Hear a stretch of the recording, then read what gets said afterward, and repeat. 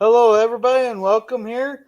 I got the very smart Indy here, and then there's some dumb guy who thinks he's a gorilla. So today we're going to be talking about the Galaxy class there and our thoughts on it, and then the different things we think about it. One second. Well, both of us had that thing going. So, Yeah, hello I there. had my volume on my phone. Yeah. Greetings there, John. Glad to Hey, see John, that how's it you make going? it there. Nice to see you. So Indy, how about you lead us off here?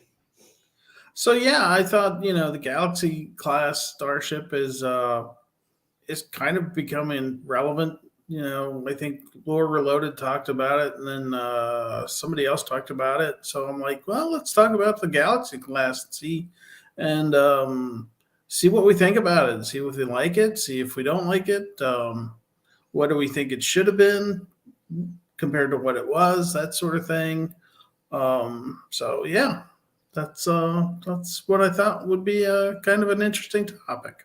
Well, I think with the size and how luxurious it was, and them letting families on it, I think you could tell it was meant in the era of the Federation. They were in a golden area. They had maybe a few border skirmishes here and that with the Zenkethi and the Cardassians, but there hadn't been a major conflicts. The Klingons have been there were allies there. The Romulans haven't really stuck their necks out. The Yeah, Cardassians were 50 years behind in tech, you know. So I think yeah, it's just supposed to be meant as it's just there to show how, man, I don't even know how I can put it, the show off the grandeur of the Federation. Maybe that's that's an interesting that is an interesting thought, and I agree. It was hello, the built lovely in an Sherry. era of peace and prosperity for sure. Yeah, Hi, lovely Sherry. How are you doing? yeah, I got my phone over here, by the way, guys. So I'm trying to look at it, and I can't yeah, see it too well because my glasses are reflecting too much light off the screen. So I have my glasses off. So yeah. if you see my eyes, that's why it's so Oh, weird. mine. I can still read and all that. Mine's more for distance, so I'm Yeah, good. yeah, Yeah, glad you're doing all right, Sherry. yeah. Sounds great. So yeah, that's a really good point. It's golden era, and the idea that it's there to show off how good the Federation is. That's an interesting take on it because they do have families on board, which is kind of strange. Um, Yeah, and then if there's and, ever a crisis, just look at they even had families at the Battle of Wolf 359. Like that just showed the arrogance of Starfleet right there. Having like they couldn't drop the families off somewhere, even on like a random planet, right? Yeah, I and mean left it Jake in the log. Sisko. Jake Sisko was at the Battle of Wolf 359. What the hell was that about? Yeah, yeah.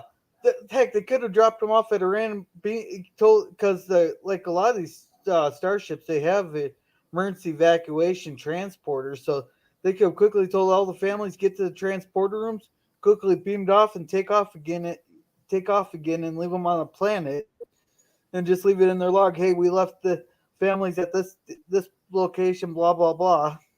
Yeah, Then they could exactly. have training to had the training to to stick together, so when Starfleet does come back for them.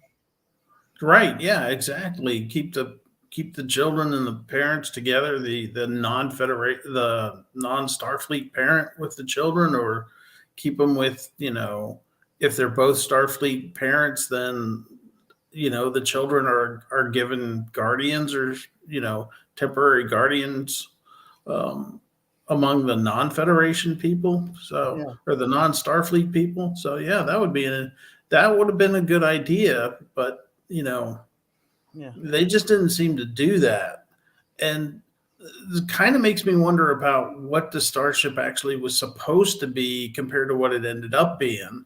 yeah, Um, Now I've heard I've heard people say, "Oh, it's an apartment in space." or it's a cruise liner in space. So there's been a few theories that I've heard, but to me, there's one thing that makes it not either one of those things. For first of all, you don't have schools in an apartment building, right? You don't have restaurants, you don't have gymnasium. Well, you might have a gymnasium nowadays, but you don't have a lot of these things in an apartment building that they had. Um, and the schools is what makes me think of it as being Yeah. something else. Well, Indy, I think Um, it depends on how much you pay for your apartment. It depends on what it has. I mean, that is true. Yeah, But that is John here, very true. John makes a good point here regard with Wolf 359 there, where they're in such a rush they didn't have time to drop off the civilians there. With which, yeah, that means you shouldn't have civilians on the ship if you're in that big of a rush. You can't emergency Exactly. evacuate your civilians off the ships like they did with the Odyssey there when they dropped them all off at Deep Space Nine to go look for one military officer in an enemy territory. Yeah, John, and that is an excellent point. They should never have had children on board. Um, and I think, John, you're close to my idea of it being like a small city in space. I think that in in universe, it's most like a mobile star base where there should have been smaller ships attached to it, more um, offensive capable ships that had better armament, and it was a force projection type thing, right? Because that makes sense to me where you could have the families on board this large ship, because it's the families of the starship officers who are assigned to the smaller ships that go out further. So the mobile starbase goes out into the frontiers, but then it's surrounded by even more offensive ships, right? So it's kind of like that. It's kind of like um, a port in a foreign country, or a base in a foreign country where you would have things like schools, and you would have post offices, and you would have entertainment areas and things like that, like movie theaters, and bars, and they're all contained inside of a perimeter. Well, this is the same idea in my mind, but that's my take on the whole idea. It would have been so much more interesting, I think, too, to have some smaller ships assigned to it.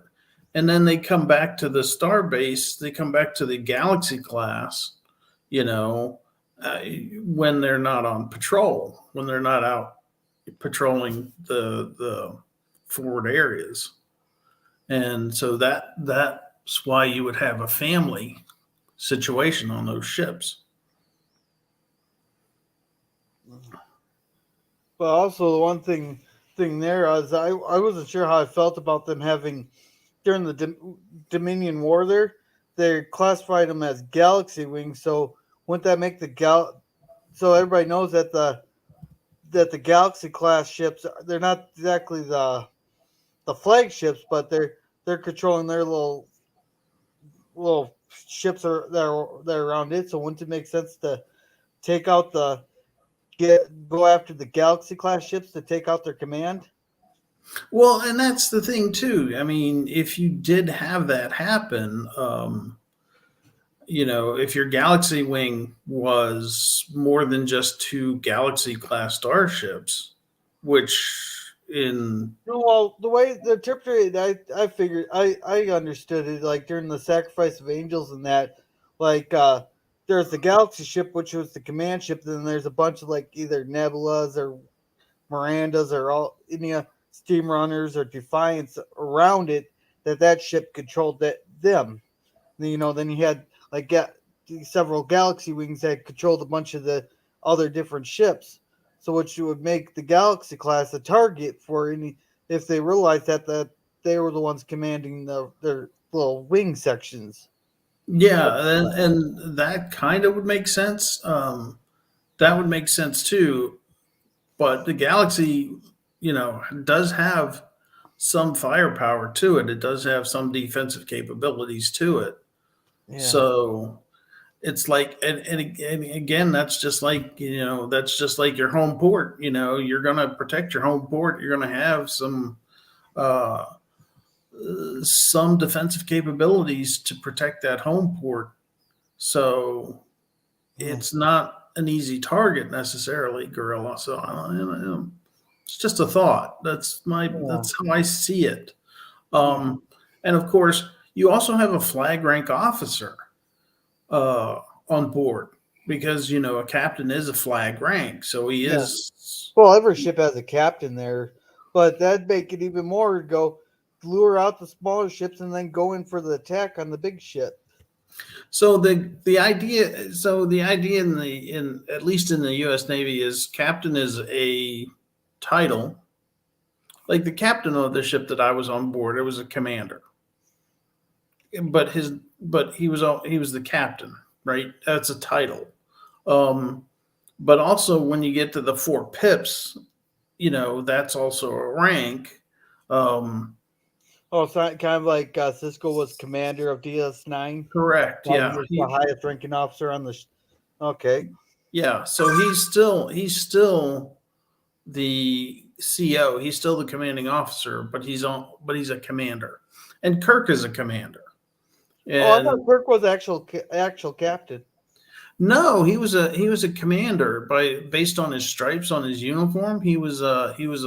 Oh, I'll have to full I'll have to commander. look at that when I go look at the because I got to watch an episode here for because I watch along with Lore Runner when he does his Yeah.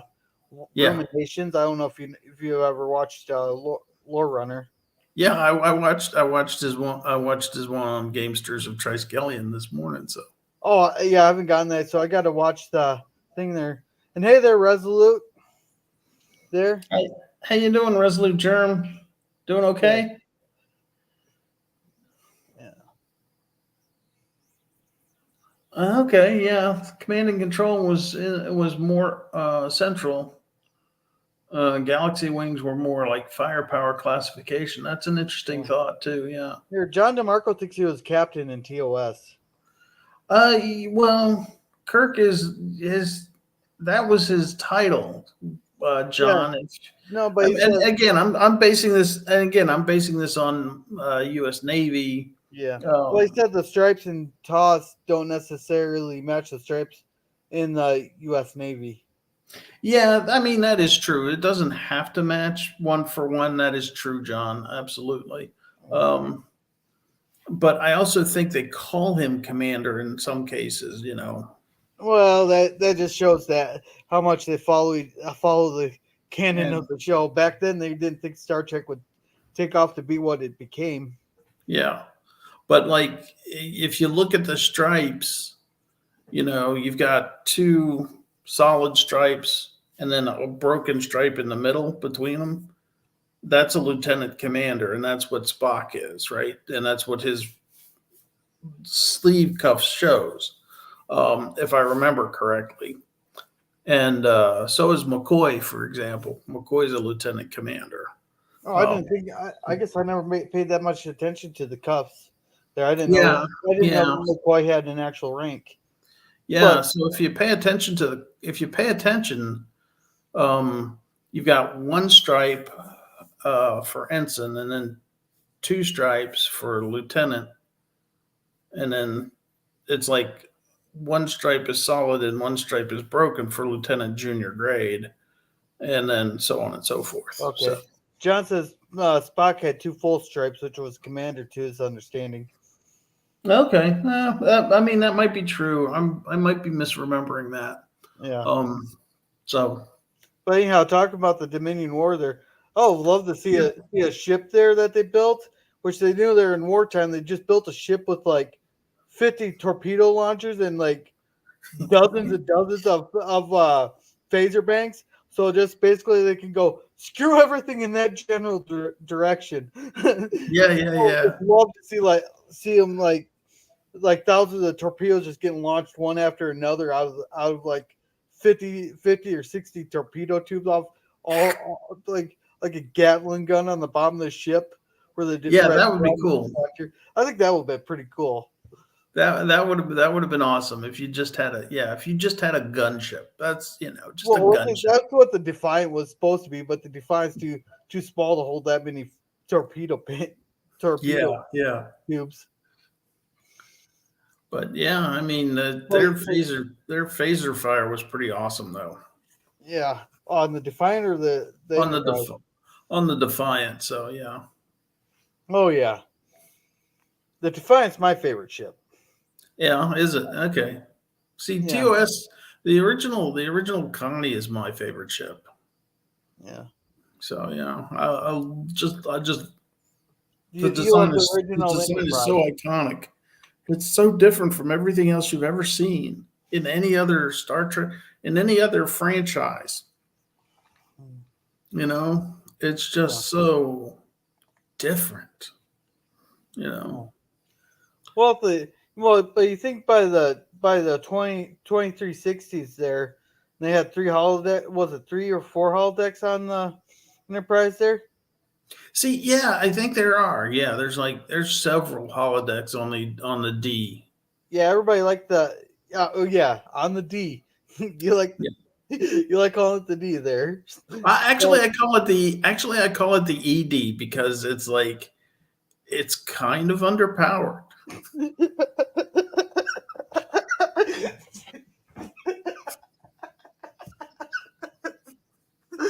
no, you think about that all day, fixing. You said if I was going to get you a strike, it's got to be strike worthy. So Well, that's worthy to remember, but I don't think that'll get me a strike.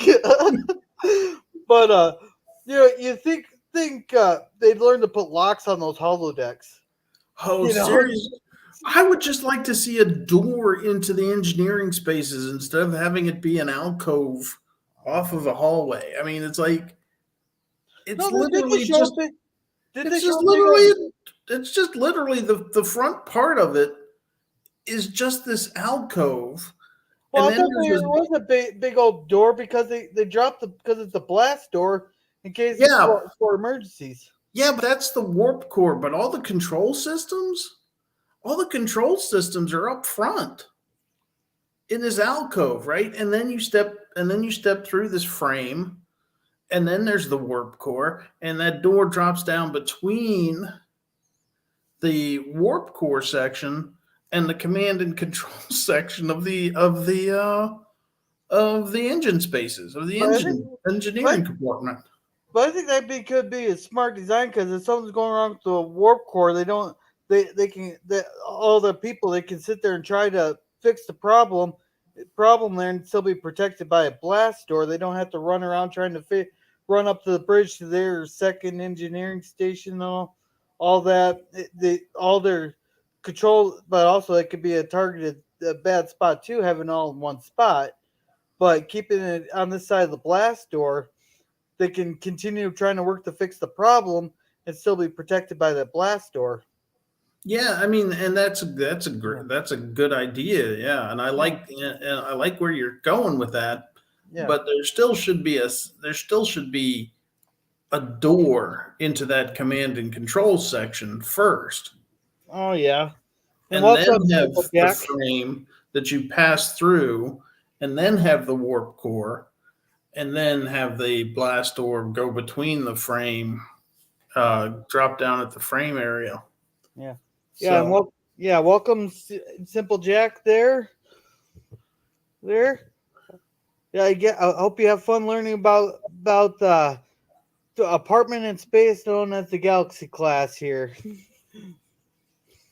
he's a yeah, guy I met on Captain Chuck's channel. So I've been following him on his channel.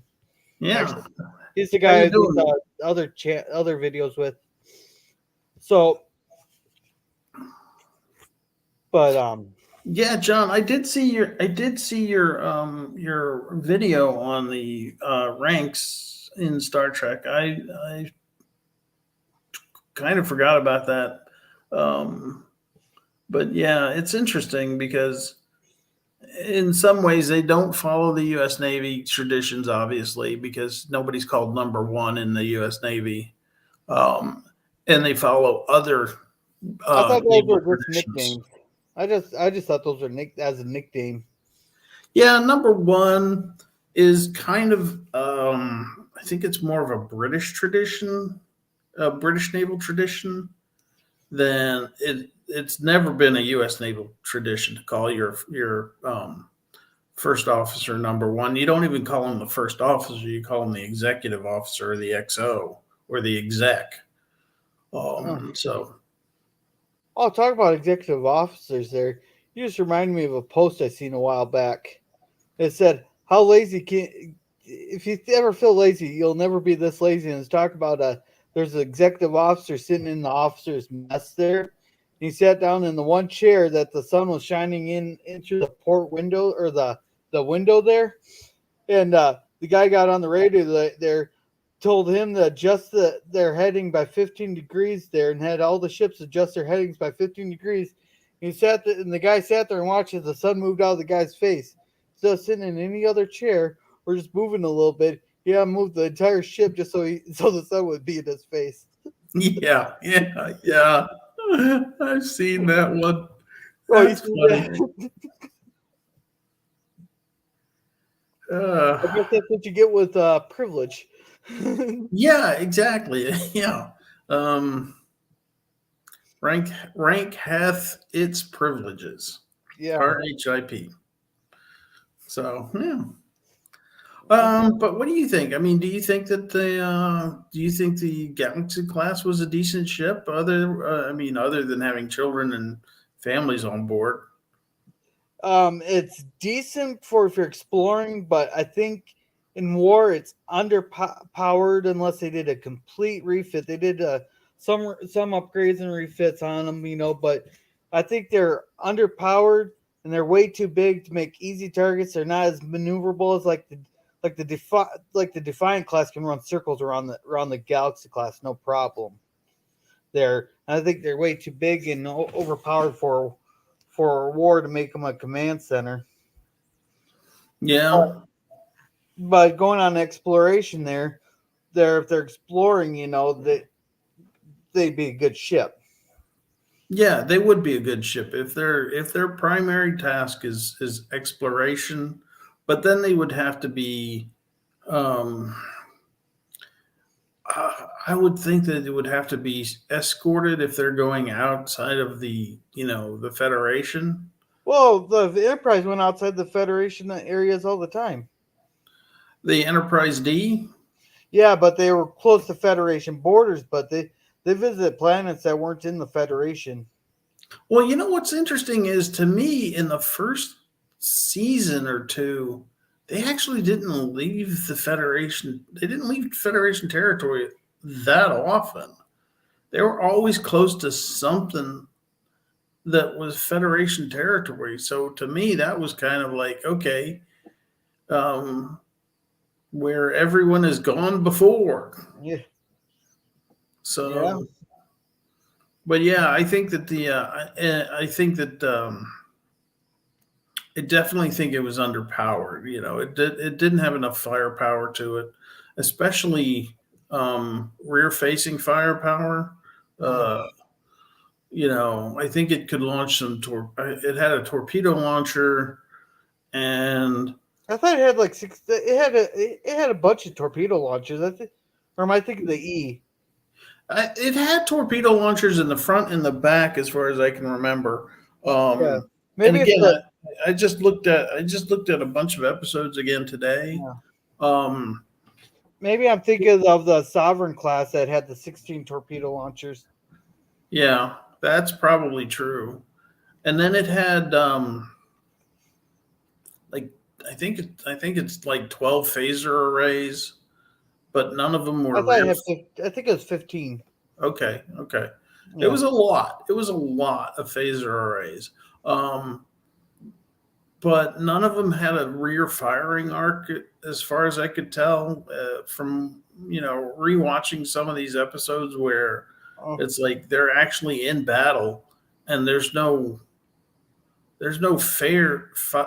phasers being fired. Okay, I think I Rear of know the where ship. we're getting our both numbers. There might have been a bunch of different like 12 phaser arrays, but then they had a few smaller phaser strips in the back that hardly got used. Yeah, Up yeah, to the 15 there, that yeah. they didn't get much. And Yeah. Resolute says the Galaxy was made to be more modular. Enterprise was set up to be a showboat and fly the flag. Something like Odyssey was more pra- Oh yeah, yeah, pragmatic yeah. setup. So what you're saying, Resolute, is the Odyssey um, was outfitted to be much more of a practical Yeah. ship than the Enterprise. And the No. Enterprise was just sit there to show off the Federation's D, huh? That's it. That's it. Uh, so yeah, that's probably true. Yeah. Resolute, you're probably right because I mean they did have a firefight, a pretty good firefight with the Odyssey before the suicide run of the Oh yeah, Jem'Hadar. the Odyssey put up a big old fight there. Even with the shelter and holding, he just said, "Screw it, everything to the weapons." They could instead instead of some power going to the shields and some power going to the weapons. They said, "Screw it, everything goes to the weapons." Yeah, Which I think that's a smart move. If the shields are useless, might as well put in the firepower. yeah. So yeah, there were a few small phaser strips in the back. John says, and they didn't use them much, which they should have. I mean, they especially in the first encounter with the Borg, they didn't use them at all when they were running away from the Borg. But Well, the Borg already adapted. They already knew the Borg already adapted. did you think so? Because they Yeah. they they blew a couple of pretty good holes in the Borg ship Well, with they should just have just kept firing, but they stopped firing after the tractor being released. I was like, why not keep firing until you can't? right, exactly.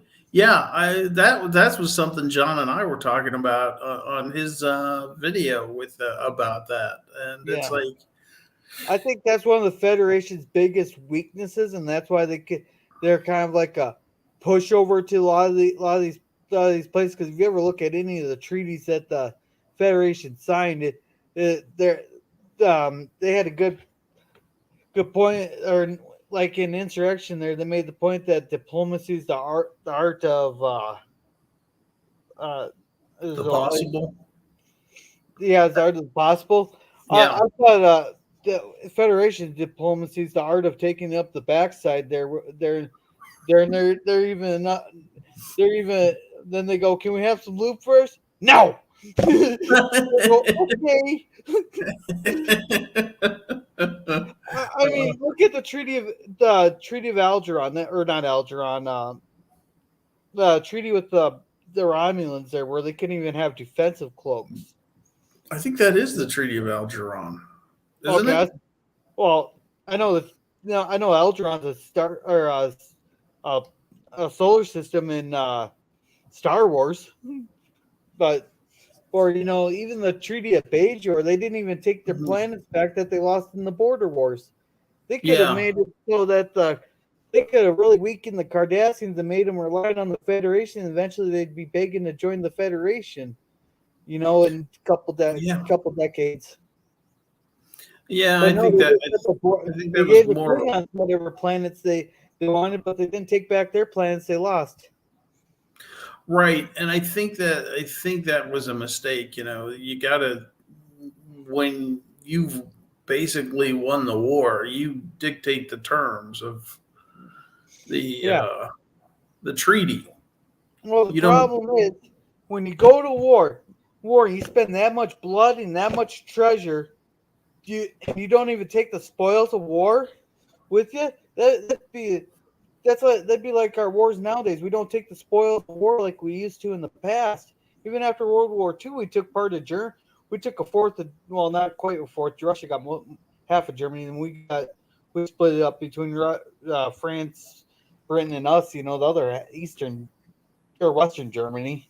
Even then, we took we took the spoils of war, and then we got something out of it. We pretty much Yeah, but controlled Japan. that's the thing. we didn't want to go to war with Russia having gone to after having gone to war with Yeah, Japan and Germany. I I think mean, with Russia, there Russia spent the most blood, so they're like, let them have the eastern half of Germany there, since they spent so much. They had the most casualties, but most hmm if I remember right, most of the industrial heartland of Germany was on the western side of Germany, yeah, especially in the Rhineland. yeah. I But don't then know even that much of. even after World War II, we pretty much controlled Japan there after World, because they surrendered to us, but they didn't really want to surrender to Russia. Yeah, and that's why we have the base that we have there today. Even today, we have a naval base in Yokosuka, and of course, the Philippines. We got the Yeah, and Philippines. We pretty much own Okinawa and Iwo Jima. Those are our islands, pretty much. Or or did we get the Philippines from? We might have got the Philippines in the Spanish American War. Yeah, the Philippines was Spanish American War. Yeah, that's right. That's right. But yeah, I don't remember my history that well. Yeah. No, um, I'm a big history buff there. That history yeah, buff. yeah. I I love the I kind of into naval history, but you know Yeah. you keep seeing the same thing over and over again, and it's like, okay, well, there were And more kind of than like three battles. There were no, more than three battles in the Pacific, so it's I know like, the Spanish American War and the Vietnam War were false flags from the actual ships in there, because the one ship blew up because of the Spanish American War. I think what was that ship? Was it the Maryland or something? the I think. Maine. Remember the Oh, Maine? yeah, it's the main. Yeah, that blew the boiler on that blew up, but they thought the Spanish sunk that ship. So we went to war with Spain for 3 months, and then we won the Philippines there. But then then there's the Gulf of Tonkin incident, which was a radar glitch, but they thought they were under fire, and nobody bothered correcting them. Hmm. Yeah, I Yeah. don't know what really happened on the Maine. It could have been a boiler explosion, that's for sure. But you Yeah, know, that's what it was. It was the boiler on an exploded here down by Cuba. Hey, that's a good point there, Germ. Said the Treaty of Beijing basically set up the Union to be absorbed into by the Federation. yeah, Yeah, then we gave them India. Okay, yeah, that's what it was. We took the Philippines from Spain during that war. Then we gave them independence after World War II. yeah. Thomas Potts is saying send Kuroga to fight Russia. Yeah, yeah, I and don't know remember about I don't know about that now, Thomas. Apparently Vladimir Putin is going to recognize Ukraine's separatist movement or something. I caught a headline, but that was about it. okay. Yeah, I listened to this. Timcast Timcast was talking about it. What's happening is there's a couple provinces there in eastern Ukraine that they claim they want to join Russia, and they want independence, and they're asking Russia for military aid. So Russia will move in and go, "Hey, they asked us for military aid. We're helping an independent country. We recognize them as a sovereign country. They wanted independence. That's what it Yeah, is." yeah, So yeah, basically, if you attack us for helping an ally that we recognize as an independent country, yeah. You're attacking. Yeah, uh, you're attacking Ukraine. You're not that might be attacking. the so-called false flag that they Yeah, keep talking about there. yeah. Oh, yep, Russia. We're just here to help. Words from and here's words from the great Ronald Reagan. There, the scariest words you can hear from the government is, "We're just here to help." Yeah, yeah. That's the truth. Yeah. Uh, so, yeah. So, Oh, what else you want? I was thinking about this earlier today. You know how the Federation or the Galaxy class is weak, shield seem like it's weak because it's so big. And there's wouldn't it be kind of cool to have if they had multiple shield generators placed out throughout the ship, and then like you got like a small bubble, then a bigger bubble, and so basically when they're getting attacked, you're going through like 4 or 5 layers of shields before you can actually hit the hull and still instead of just like one big bubble. That's an interesting thought. I wonder how would you manage to do that though? Because I mean, it's like you're projecting a shield outside of another shield. Yeah. I mean, is that Well, is that if they all had the possible? same frequencies, I think it could work. Maybe, but then you could collapse all the shields at once if you were the Duras sisters. You know, Yeah, but that's another thing that they did. That I well, think you think there's I think after Jordy comes back from shore leave, after how many times, like especially the previous incident with him there when he was going to Risa there, that they check his visor for any kind of encoding yeah. software that got implanted in it. Yeah, absolutely.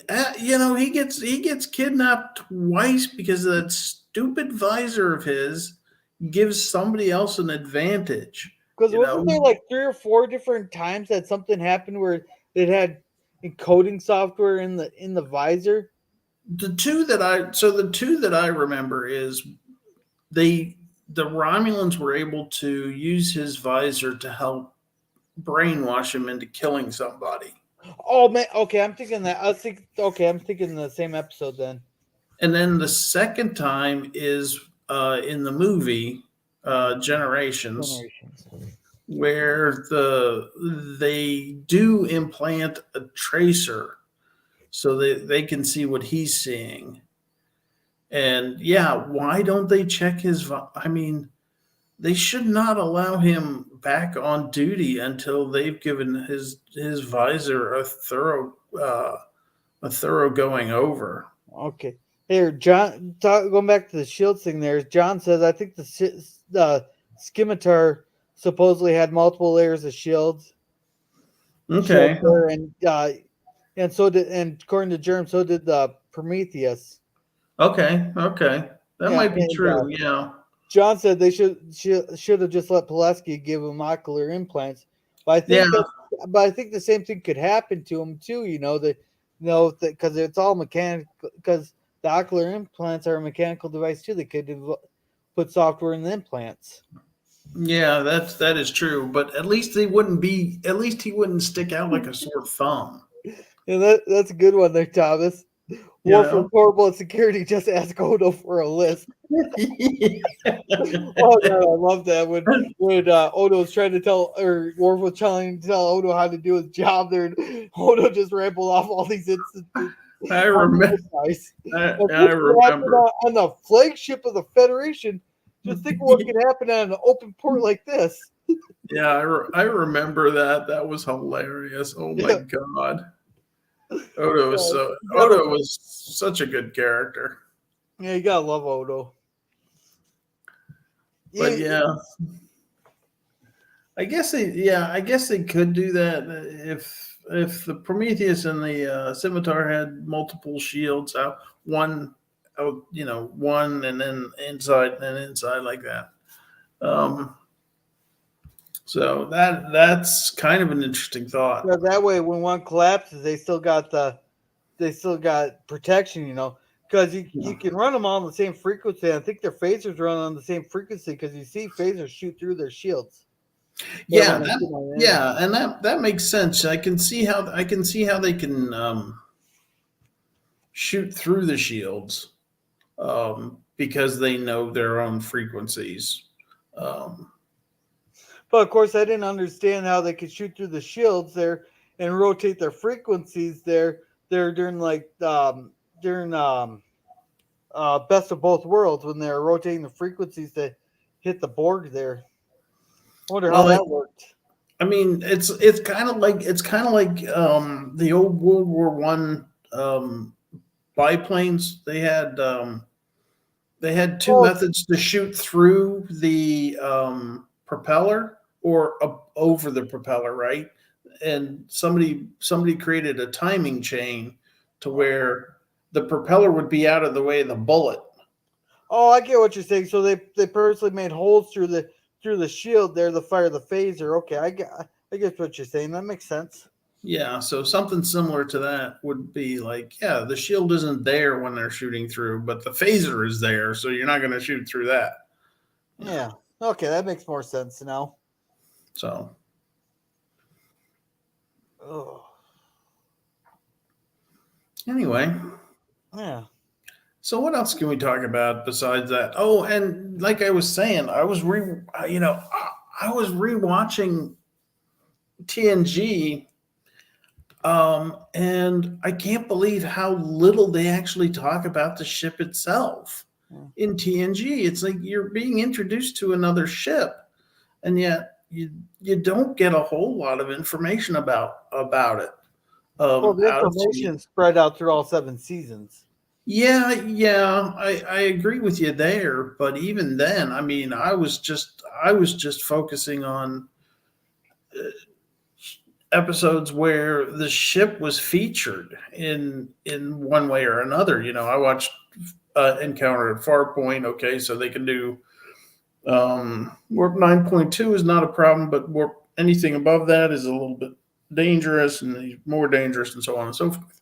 And then I skipped to another episode where I knew the ship was going to be prominently featured, like Arsenal of Freedom, for example. And it's like, okay, the ship is in a firefight with these drones, um, and yet you still don't get a whole lot out of that, episode about what the ship's capable of doing. I mean, and maybe you never do, but at least there's not even a sense of what it's capable of. It's like at least in TOS and in Deep Space Nine, you get a sense of how powerful these ships are. You kind of don't get that with TNG. Where they're supposed to be introducing this new class of starship. You know what I mean? It's like how powerful is this thing? TOS Constitution class. Yeah, they can wipe out the surface of a planet at the bare minimum. They can wipe out the surface of a planet. In DS9, the Defiant, you get a sense of how powerful that ship is because it's like it's overpowered because it's got all this firepower and it almost shakes itself apart because it's so powerful. But in the Galaxy class, yeah, where do we get that sense of what it's capable of? Well, Yeah. you, Yeah. and not only is it the firepower, but it's also like, okay, in the Deadly Years, right, in TOS, oh, this ship is capable of finding out all these answers because they've got all these labs and things like that, so they can find answers to their own problems. And you don't get a sense of that in TNG. You don't get a sense of how structurally sound it is, like you do in some of the other Star Trek iterations. You just don't. I just wasn't getting a sense of any of that. Yeah. I mean, structural soundness. You get a sense of that in some of the other iterations of Star Trek. You Yeah. know, Well, John here is making a good point. He says, I think that one reason why the Enterprise D, to me at least, felt like less of a character than the original Enterprise. yeah, it really does. And you never get a sense of like Kirk loves the Constitution class Enterprise. He absolutely loves his command, and yet even in Relics, it's like Picard is like, as amazing as my ship is, as the Enterprise is, I'd still want to go back to the Stargazer because it feels like home to me. It's Yeah. like, oh, you Oh, know, here. And Resolute said the frequencies for the phasers and shields rotate on a matching pattern for later material after TNG. And hello Yeah. there, football highlights. Welcome to the channel. And showing off fancy ship features were expensive. Couldn't afford that on the top of other flashy stuff. Basically, the special effects were costing too much to show off the ship. Yeah, but I mean, they could. It doesn't have to be shown. It could be, and I know show not tell, but I mean, there's still ways to let you know things about the ship. And I agree with you, John. Picard loved the Stargazer, but he thinks this Enterprise D is just a ship. He doesn't think of it as anything. It has no character to him. So basically, the Stargazer was his home, but the Enterprise was pretty much just a house or a ship to him.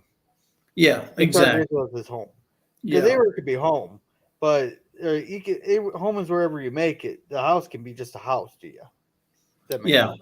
yeah. But I mean, it should have been, you know, it should have been treated more as a character, I think, than than it was in Well, TNG. For they had one episode of TNG there where the Enterprise actually developed sentience. There, that was in season 6. That was um God, I can't remember this episode. Now John's gonna make this a Jeopardy question on Friday or on Thursday. I can't think of the episode where that starship wouldn't go into was refusing to go into that going to a certain area of space. There, I can't remember the episode though. I vaguely remember this episode. yeah, You know which one I'm talking about? Where the Enterprise, the computer gained its own sentience. I remember. I remember an episode that is similar to that. Yeah, where the guy is wanting to study this stream of oh, what was it? It was like a stream from one star to the other where the star was pulling Okay, mass out of the other star. yeah. Oh, John says it's the show was the episode was Emergence. Right, yeah, Okay. and that's the one where Wesley accidentally lets the nanos go, No, the no, that's nanites. a different episode. Oh, okay, okay.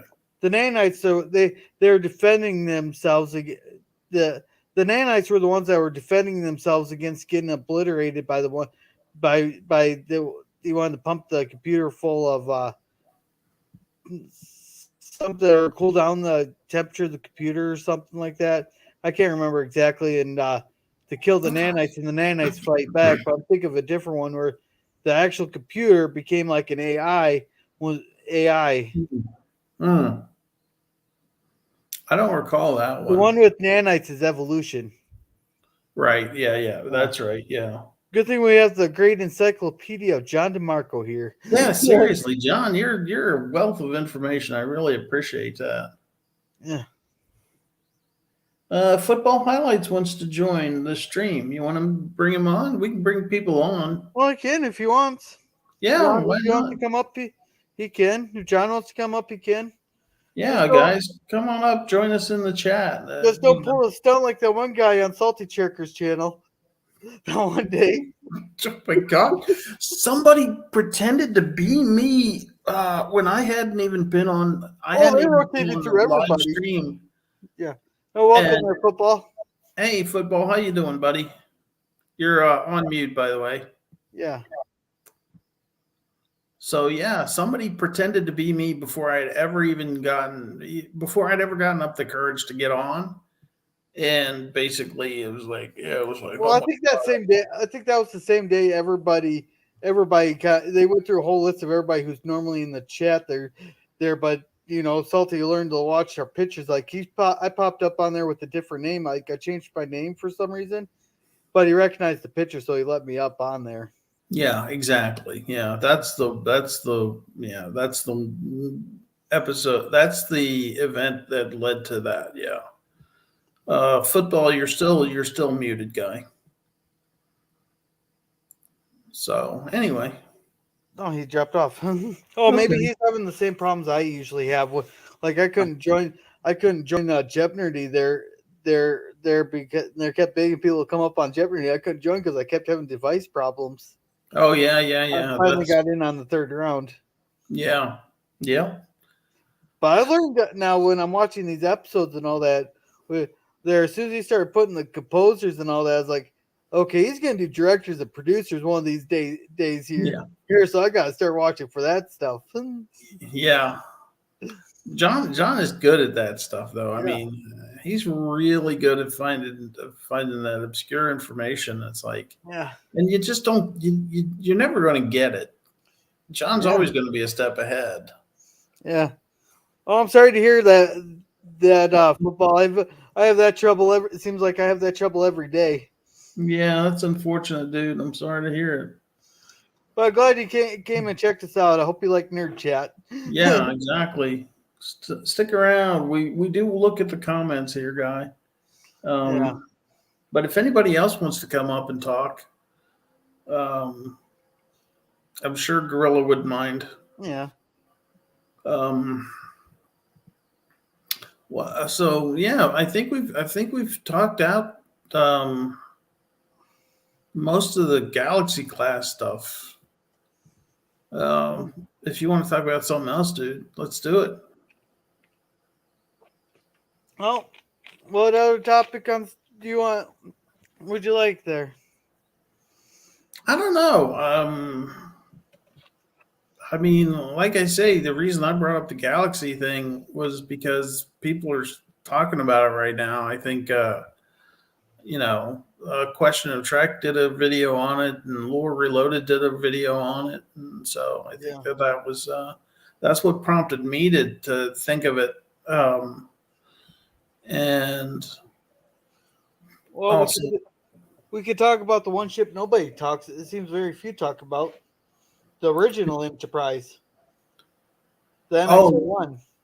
oh yeah, yeah, yeah, we can definitely talk about that. That I like that, except for the saucer section. I like the look of the ship.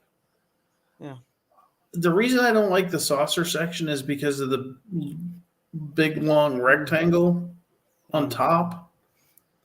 But other than that, the ship is a really nice design, Yeah. and I really like the interior of it. It's definitely more naval tradition. I liked how they when they were hitting that plasma storm, they had to all go in the nacelles because that's the shielded part of the ship. I was Yeah, like, that's good. But Johnny, oh, so we're having so I have to watch a night in sick bay, huh? Okay. That'll be a fun one. I'm still waiting for the dumbass of the week category there. Or this yeah, episode would be solved in 5 minutes if they just remembered this or they just did that. yeah. That'd be two fun categories, like that one episode where uh, there's two Kirks, an evil one and a good one there. Oh, yeah. And they couldn't beam them up. I was like, well, why not just send a shuttle down then? Oh, so I have a theory about that too, actually. But I'd really like to get back to the Enterprise stuff. Okay. Because I think I think. Oh, and by the way, A Night in Sick Bay, Gorilla, is not just about A Night in Sick Bay. It's not Yeah. about that episode. That was a Yeah. suggestion by me for a category for John. It's basically about being in sick bay or being or doctors on board or that sort of thing. Oh, okay.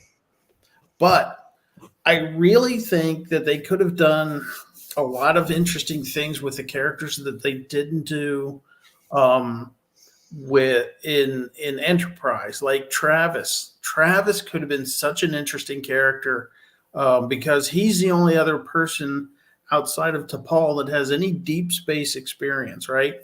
Yeah. So he could have been a foil for T'Pol, right? T'Pol is like, for example, T'Pol says something about a certain alien race, and he's like, "Excuse me, Commander, all due respect, but that we've encountered these people before, and that's not been our experience because the Yeah, they could Vulcan have written that experience is in not there. going to be the same as the human experience necessarily."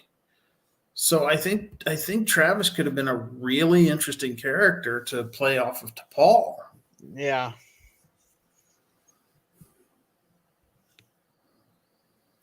But Oh, I really love Trip. Trip Tucker was oh, probably my favorite character. oh, yeah. But but do people maybe John does a lot of Florida people talk the way Trip does? John would know. He's a Floridian. Yeah, John, are you from Florida? That's Yeah, cool. he's a Floridian. And where are you at, Gorilla? Oh, I'm in Minnesota, and no, we are not part of Canada. Oh, my nephew is in Minnesota, actually. Oh, One yes. of my nephews, yeah. He used to live in North Champlain, and now he lives somewhere else close to Minneapolis. I forget the name of the town that he's in now. You know what the letter is? The first Not letter of off it? not off the top of my head. No, we got Um, a Wisconsin night here. Yeah, us uh, Minnesota, us Minnesota people. If we ever feel down, we just look at Wisconsin. yeah, yeah, but Wisconsin has all that good cheese. Yeah. No, I know But what. One. There's a couple of the guys that are within our little community there. They're from Minnesota. Um there. I'm not quite sure. I know we like up in the cities there. We call like there's like some of the neighborhoods like Edina and that we call the beautiful people section of town. That yeah, that's where they that's the Manhattan of the cities. We call it the cities there, like Minneapolis, St. Paul. That's like okay, we refer to them as the cities because they're the only yeah, like big cities in Minnesota. Next to okay, yeah, like Rochester has like 90,000 people. That's like the next biggest one. okay. Actually, I'm gonna look up where my nephew is here real quick in my contacts. So if you're anywhere near Tyler, Texas, by the way, go visit my other nephew's brewery. Oh, So Tyler, true, Texas, is that close to Dallas? it's about 2.5 hours north. Yeah, So it's close to Oklahoma. I guess so. Yeah. Um, See, I got an uncle who lives down in the Dallas area. okay, Maple Grove. He's Oh, in no, Maple Grove. another beautiful people section of the cities. Okay, okay, May, yeah, that's close to like Edina and that. okay. So I, yeah, I that's know the cities. I know my way around the cities very well because my parents live up in live up on the southeast side of the cities. oh yeah, So I go up there quite a lot. My dad showed me how to navigate around the cities very well. Like the we're going. I'm actually going up there in a couple weeks because I got told I gotta go jump in a lake. So I'm gonna be jumping in a lake, and the area where we're jumping at. These people's cars cost more than my house cost. oh yeah, wow. If you can find a house in that area under 1.5 million, you're lucky. Yeah, Oh man, yeah, that's it's a that's beautiful area. yeah, that's see, that's a lot of that's a lot of DC area too. I'm in the suburbs outside of DC. Um, Yeah, I'd hate to have your air conditioning costs from all that hot air coming in from DC. I live on the river, so it's not too bad. Oh, So I live on a river. Actually, I live at the confluence of two rivers. oh, Um, nice. yeah, it's beautiful out here. It's a Yeah. planned community, and it's got a marina, and it's got little shops along the marina street, and just a beautiful walkable community with tree-lined streets and brick pavers, and in the Oh, side. they got the like the actual brick roads there. They're Oh not man. brick. They're not brick roads. They're brick sidewalk. They're brick paved sidewalk. Oh man, that those are that. So that's a spendy area right there. If they got that instead of solid concrete sidewalks. Yeah, it kind of is. The funny thing is, it's not that expensive right here because it's kind of in a bad, it's kind of in one of the bad counties. Um, but it's like hidden away. It's like tucked away, and people don't know about it. Um, I Okay. I found it by accident because I was looking to move, and I'm like, I know I want to be near the river, or near a body of water because I had an ex girlfriend who lived on this beautiful lake, and See, I you know, don't I would never want to live like right next to a river, just for the plain and simple fact is your house is the first one to be flooded if the river goes high. yeah. See, and that's the thing. I live on top of the hill. I live basically in the highest part of the area, on top of Beacon Hill. Yeah. So it's not bad at all for me. And then I'm on the fifth floor. I'm on the top floor as well. Oh, nice. Oh, you see, India's rich. Where's my PS5? He says, "Oh, why would I go to Texas? Matthew lives there." Well, Uh, Texas is big enough. I don't think you can avoid Matthew if you wanted to. And that's yeah, pretty cool, John. That you live in a neighborhood that has brick roads. That's pretty cool. yeah, I'll have that to, is pretty cool. you'll have to show us a picture sometime during Jep Nerdy night or something, or a night you're on the panel. Because I'd kind of like Yeah, to see those brick roads. yeah. Thomas, unfortunately, I am not rich.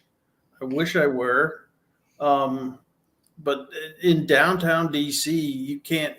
You're looking at like probably two bedroom, two bath, or two bedroom, one bath, kind of like row house, and it's like at least $500,000. Oh, You know, they're gee, that even tiny, tiny houses.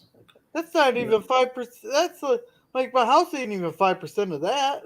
yeah, My house here cost me 15. yeah, yeah. I can imagine. I mean, it's like how many people want to live in the winter for 6 months at a time? I certainly don't. Oh, where do you get winter for 6 months? I know we Well, have winter. We have two seasons. We got 9 months of winter and 3 months of road construction.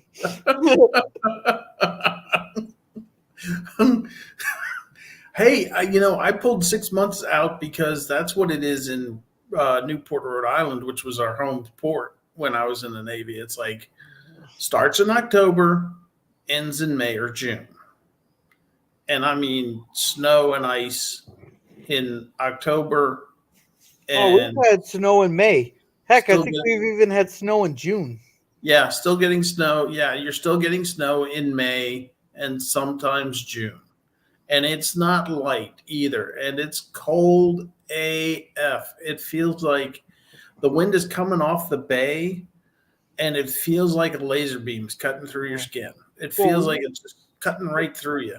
the Northwestern, they get what's called the lake effect snow from the Great Lakes there. So you guys pretty much have to have snow blowers on your roofs just so your roofs won't collapse.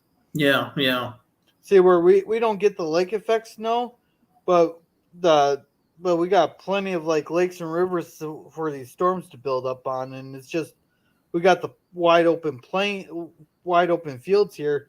So when the wind picks up, the snow gets to blowing. So that's yeah. where I'm hoping to get. I'm hoping the wind picks up real good overnight, just so I can't see a damn thing. So, oh, I can't come into work tomorrow. I can't see a damn thing. Yeah, I'm mad at our news. They promised me a 4 day storm there that get me off work for a week, and here it went north of us. They got me all hyped up for nothing. yeah, I heard that. That's unfortunate because it's like, see, Yeah, we don't get that kind of weather that often. We do get every once in a while. We'll get 2 or 3 feet of snow. Um, yeah. Well, 8 inch storms are nothing here. We get those like once every 3 weeks or so in the winter. Well, this was yeah, supposed to be a 2 footer. And that's big for that's been a big deal for us. yeah. But I've been to Minnesota because, like I say, my one nephew lives there, and I've been there in the winter. I actually took a snowboarding lesson the day I flew out, the day I flew home, and it was interesting because it's like one of the things that you guys have that I've never seen before is little snow plows for the sidewalks. That was kind of cool. A snowblower. It's actually it's looks like a bobcat because it's a driven vehicle. I've seen that. Oh yeah. Or like the neighbors there. I was kind of wishing the neighbors would get a new toy this year so they come do my driveway whenever it snows. Because Yeah, like the one neighbor there that moved away though, he got a 4-wheeler with a plow on the front of it there, and yeah, he went up and down everybody's sidewalk throughout our entire. He didn't do the whole town, but he did like 8 or 9 streets. He did everybody's driveway. He was having so much fun on his new toy. Then yeah, there's another guy there. He got a new attachment for his lawnmower. And he felt bad seeing me just sitting there shoveling it because I'm too cheap to buy a snowblower, and I didn't like the snowblower my dad had because I yeah, think yeah. packed up my hands. But so he sat there and he just drove his lawnmower up and down my driveway there with the snowblower attachment. No, that's pretty cool. That is pretty cool. And then I'm hoping the one neighbor will break my window one of these days when he's snow blowing, so I can finally get that window replaced. But Yeah, yeah. I won't get that lucky. No, unfortunately. Yeah. Ah, but yeah, we get, every once in a while we'll get a decent amount of snow, and one year, back in like the early 2000s, I think it was, we got 2 feet, and then turned around and got 3 more feet, and where I was living at the time, they would plow the street originally, and then they wouldn't come back for 2 weeks. So it was really tough getting out. I mean, you could do it if you knew how to drive in it, which fortunately I do know how to drive in that kind of weather. Um, but yeah, sometimes it was tough, man. It was so Yeah. bad. Well, John, it's this little white frozen water that comes from the sky, not that stuff you get from Colombia. No. We're not talking that kind of snow. Yeah. uh, yeah. Uh, no, It what? keep Wait, it keeps you the don't. gators away though, John. Yeah. Well, I heard that the Gators will pretty much leave you alone if you leave them alone. So I was walking this site, right? I'm a civil engineer, right? So Yeah. I was out checking this sod farm, right? Because this gas company wanted to build a substation out, and I was there. I was one of their contract engineers, and it had just snowed, and it was just a dusting of snow, right? You could see white, but it wasn't at all thick or anything. Well, you see the brown undertone and stuff like that, right? Yeah, sorta. Yeah.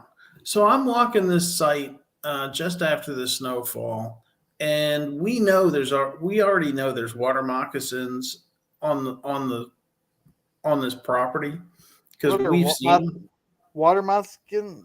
water moccasins, The the poisonous snakes. okay, a poisonous snake. Okay, I was Yeah, thinking for some reason I was thinking a muskrat. yeah, yeah, We yeah, had one of those come into the plant one of those times there.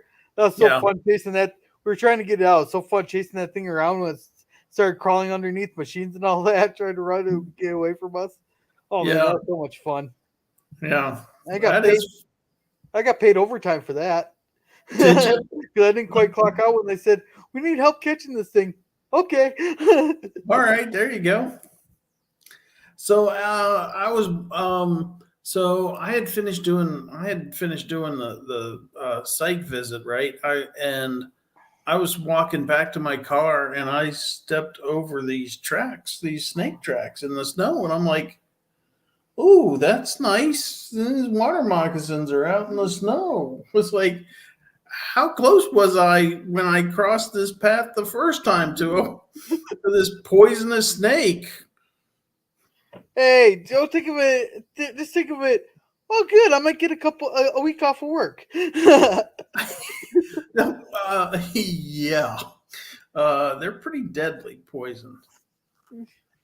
So yeah, yeah, Thomas, they're poisonous shoes because moccasins are shoes. Yeah. Cold stuff falls from the sky, John. It really does. It's weird. It's so strange. I actually was in Florida for basic training. I did my basic training in Orlando during the middle of summer. Went there in June and was there all summer basically for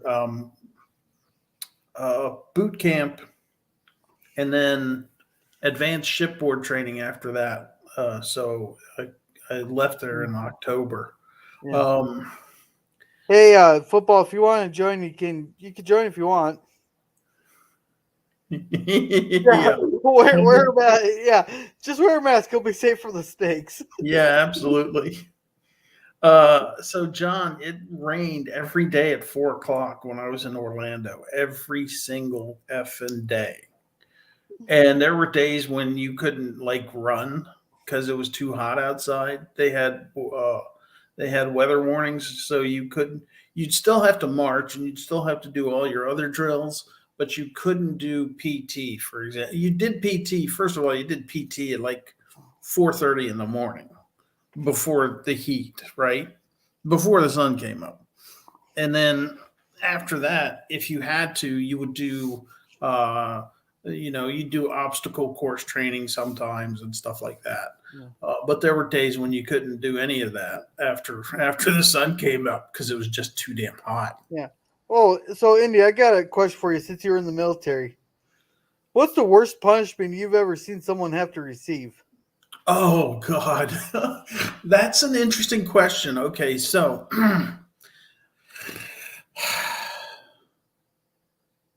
I don't know if it's the worst punishment. It was the most. It was it's not the worst punishment I don't think I've ever seen. I think somebody actually did get dishonorably discharged, but I don't know for certain because she was in my company when I was in advanced shipboard training, and then she just disappeared. So I don't know what happened there. Um, but the weirdest thing I think was this guy in my division, right? We were in the Navy and I was part of the Nav admin division. So I was a navigation specialist. And this guy was a personnelman or a yeoman. And he had never, ever, ever gotten in trouble, ever. He was like he was like one of the best sailors, and he was a first class petty officer. So he'd been in the Navy for a So long it's time. kind of like Forrest Gump there when he asked, like, "Why'd you put this gun together so fast?" Because you told me to, drill sergeant. Yeah, Kind of like yeah, one of those guys. yeah. Well, not just better mental acuity, or however you want to say it. So it wasn't cruel or anything. It was just like he got in trouble for oversleeping because he had gotten drunk the night before, right? And this is the first time he had ever gotten in trouble. Well, his punishment was to make sure the rest of us got up on time to make quarters.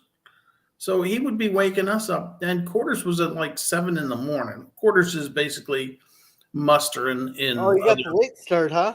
Yeah, That's it's what I'm muster in actually. other divisions, right? In other military branches. Uh, he would wake us up at 6 o'clock in the morning so we could make muster at 7 o'clock. So it's like he had to wake up the whole division and make sure we were out of our racks by 6:05. it was the Yeah. it was the strangest punishment because it's like he's being punished, and the punishment is punishing the rest of us who had not overslept and Oh, who were making it to quarters on time, yeah. without issue. So it's like, okay, why do we all get to be punished? Yeah. Essentially. Well, I seen a story there where a guy apparently brought you weren't allowed personal belongings in the personal or basic training. That some guy smuggled in a watch or something, so they made him sit in a garbage can. And every time someone banged on the lid, there he had to pop up and tell them the time in Zulu. There's Oh, oh no. another Oh, one that's where it terrible. started out go. There's another one where it goes. How bad do you have to screw up to have to mop the flight deck during while it's raining? Oh my gosh. Yeah, no shit, no kidding. That's bad. That's bad. That is bad. Like, how bad do you got to screw up to do that?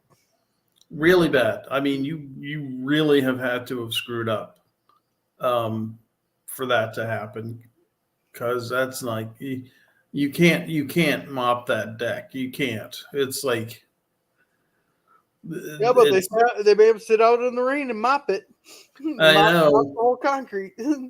I know, but geez, it's like, oh my god, that's so terrible. Um, Yeah, I thought cleaning the bathroom floor with the toothbrush is bad enough. See, we never had to do that. We never that was never a punishment. Huh? Um, Maybe that's just a movie thing. that is a kind, yeah, that's kind of a movie thing. It's not something that they might do that to haze you in officer candidate school or something. I don't Or know. when you go to West Point. Yeah, like when you Well, go to West Point or Annapolis, or yeah. where is it Well, I in know, Colorado for the Air yeah. Force Academy or Well, I know whatever. when you go to West Point, there they make you memorize all these details in the book, and then any officer can stop you at any time and ask you like, how many lights are in this hall, or how many, whatever. They can ask you any little detail in that book, and you got to answer them correctly. Then if you don't, Yeah. you get punished. Yeah, we had something similar. We had to have a book in our back pocket, and we had to rewrite this stuff every day, like our chain of command. We had to rewrite it from Secretary of the Navy on down every day. But that was just to teach. That was just more of an exercise in learning what your chain of command was. You know, and you had to have the orders of the day written down every day. So, and if you didn't have it, if you flipped to the wrong page, because you couldn't tear pages out of the book, so you had to have it to the right page every day. And if you got the wrong page, you would get punished for that. But that's all basic training stuff. It's nothing. It's nothing spectacular. Yeah, but So I guess that helps with discipline and all that. it does. It's a training device, right? They train you they basically train you to be a team. You start off as individuals when you get to basic training, and you come out as a member of a team at the end of it all. So, John is talking about thunder and lightning and Florida summers. Yeah, I know Florida summers pretty well, John. I also went back there for quartermaster A school. A quartermaster in the Navy is somebody who navigates ships. Um, it started off as being back on sailing wooden sailing ships. You'd have a petty officer who would guard the quarterdeck to keep just random crew from just coming up onto the quarterdeck and bothering the officers, or like civilians coming up and bothering the officers. You'd have a petty officer who was the quartermaster of the quarterdeck, and then it turned into this person who specialized in navigation. So I was back in Florida for that, and the thunder and lightning again. It was raining every day, pretty much at 4 o'clock in the afternoon, and one day there was a lightning strike right next to the line going into the mess hall. So normally it's like they bring you in a few at a time. But that day they just said everybody in right now, get in, get in, get in, get in, right? Because this lightning strike um, hit so close to where people were actually standing Hmm. that some people had some had had a bit of a fright there. So so John, you don't want to come up onto the you don't want to come up, Thomas. You're probably at work, right? I assume you're at work. Yeah, I haven't seen Germ comment for a while. I'm not sure if he's still here. Yeah. Football, I thought you're coming up.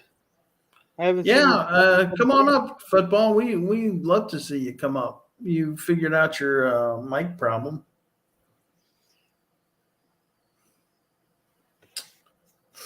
So, Thomas, I don't know. I mean, you probably told me this before, but what is it that you do for a living? That you're working at night?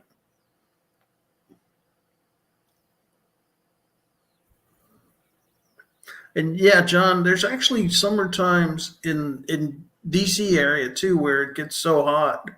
It's like you instantly step outside and it's so hot and dry that you're instantly sapped of strength. Yeah. It gets that bad sometimes in DC because we get summers in the 90s. We and sometimes even we touch 100 or 102 degrees. Yeah. Well, Um, 100 degrees ain't so bad. It's the humidity that gets you. well, and sometimes it's not even the humidity, but it is humid in DC because it's literally built on a swamp. Um, Yeah, yeah, I'd like to see the building kind. Let's build a city right on top of a swamp. yeah, yeah, they filled in most of it, but it's still a swamp. Um, but there are times when it's hot and dry, like bone dry, and like what I imagine it is in Arizona.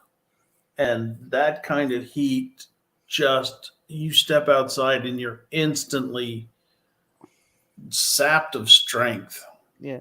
It Well, just we it just gets it's just that bad. yeah, I don't know. Professor Brainspec seems to like it, but we have a meme that goes around our area.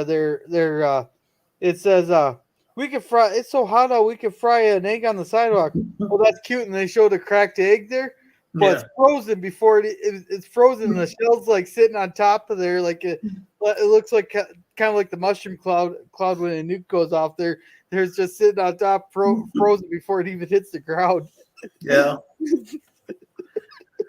yeah. Yeah. That's pretty bad. And Thomas is head of the Kurdistani military. He's planning a coup against Salty. Yeah.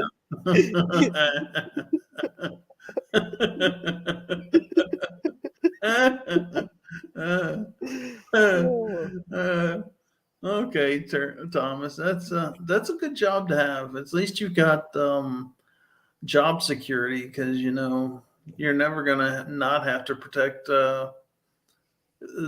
Turtistan from bird. yeah. Yeah, he's too busy dealing with the orphans in the Krogan mines. That's it. So, Ugh. uh, anyway, it's about time for me to head out, Yeah, guys. is there a movie night this week? I don't know. I imagine that there is. Yeah. Is John? He said there's no movie this week, right? Because he had something going on with church. And according to Thomas, it already happened. He just doesn't know it yet. Yeah. uh, Mm. So, Andy, you want to plug your channel in that? yeah. So my channel is currently called by my name, which is Norman Dixon. Um, it is typically Inde Tiger, but I'm trying to get onto this work group with the county, um, and it, and I need a more professional sounding email. So I went back to my name on my channel. You got it. Current, Yeah, you got an interesting video on Pulaski and a couple other videos up. Yeah, I have kind of a tongue-in-cheek origin of who Dr. Catherine Pulaski is, and I checked my channel videos today, and I'm up over. I'm close to 150 views on is Impulse in Star Trek an FTL drive. Yeah. So that's my best performing video so far. So I think I'm beginning to see kind of a pattern there. Um, I also have Who is the Most Badass Woman in Star Trek. Yeah. Um, so Yeah.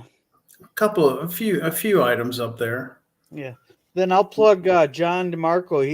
He does weekly videos there that is pretty good there. He's the star of our little community here with the video with like 129,000 views. Congratulations to John on that. And Yep. Thomas Potts thinks you're Norman Bates, so you're a serial killer. Yeah. Yeah. Yeah. And thank you, John. I appreciate it. I appreciate everybody's um, input into my videos. I'm trying to get better at them. And Thomas, yeah, I am Norman Bates. Yeah. Sure, And sure. Thomas, do you have a channel? I'm not sure if I've seen your channel or not. But Thomas, definitely check out Norman Dixon here and John DeMarco there. And if Thomas Potts has one, go check him out. I know Simple Jack Live. He does Battlefield 2042 there, and he interacts with the chat a lot. Go check him out there. So I guess we'll see everybody, and we'll see if you go to the if There's you my I'll name get in the the chat. So, guys, if you want to look. yep. Oh, I don't have you as a moderator here. No, otherwise I would have posted a video there. Uh, Um, we'll see here if I can make one of you guys a moderator. yeah. Oh, there I made John. I'll make you and John DeMarco moderators so you guys can plug your channels. Okay. Well, yeah. Thanks. I appreciate that. Let me. And I'll make Tom. I trust Thomas here. Yeah. You, Let you me three, get one of my videos up here. you three can be moderators there, and then you guys can plug your channels. Okay. Thank you very much. I'm up to 144 views on the in this one video, so I'm going to post that one. Nice. My first video there, I think I'm at 25 views. Yeah, I saw that. That's really good. Oh, do I have to remove Thomas's status already? Since we are all banned.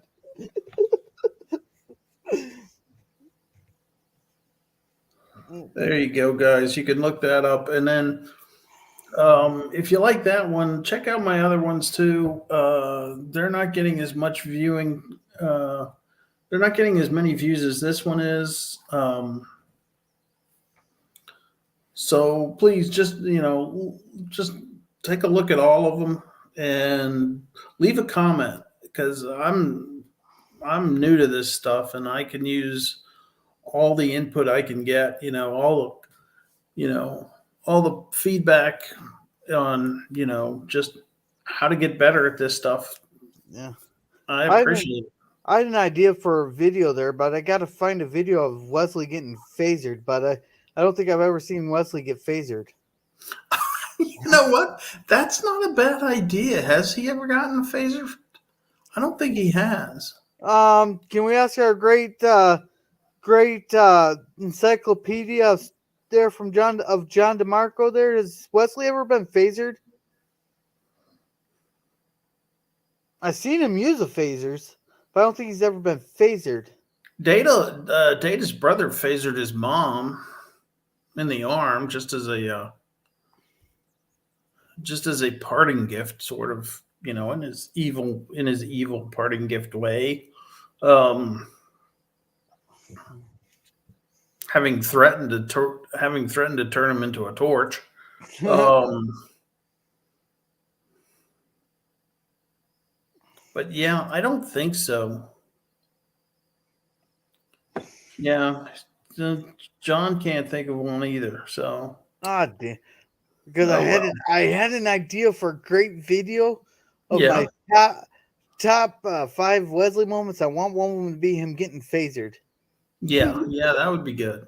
You just so I know, could put the caption on there. He's dead. Because he's he's I he's because I dead, seen Jim. do dreams count? Yeah, You but know. like because I seen him get slapped. You got everybody's favorite. Shut up, Wesley. Yeah. And then there's one of him getting slapped. There's one where he's condemned to death before Picard breaks the Prime Directive. Yep. Damn Yep. it! Yep. That was an interesting episode. That was a I think that was a better season one episode. I think that was one of the better season one episodes. Um, just because of Data and the way that he's like he just falls straight back. Brent Spiner just falls straight backwards. Are you talking about the one with his brother? No, with the Edo, with where Wesley is condemned to death because he jumps into the flowers by accident, Yeah, and yeah. the and I made a meme with that episode. I took the picture of the blonde guy and girl there in their togas there. yeah. Uh, they said, "Welcome to Hitler's sex planet." Oh shit! I said the H word. I Well, said the H word. oh well. Oh well. But, I think you can get away with it once. yeah, it's a slip of the tongue. Yeah, Sorry, YouTube. I'm sorry yeah. to our Sorry, overlords.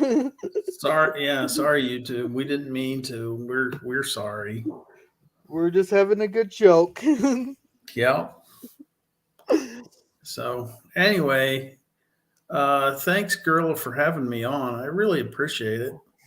Yeah, no problem. Are you busy Friday? Well, Friday.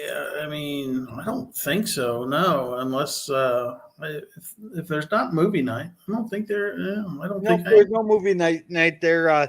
Thomas confirmed that I think Salty had a church thing going on, so that's gonna be their break between TNG and J, JJ Abrams The movie. JJ movies. Yeah. Okay. Yeah. Okay. Cool. So if you want Friday, we could talk about the Dominion War or something. John could come up on Yeah. that one if you want.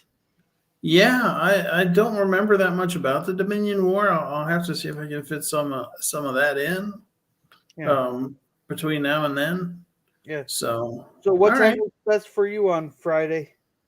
Um, so I obviously, I actually work in an office.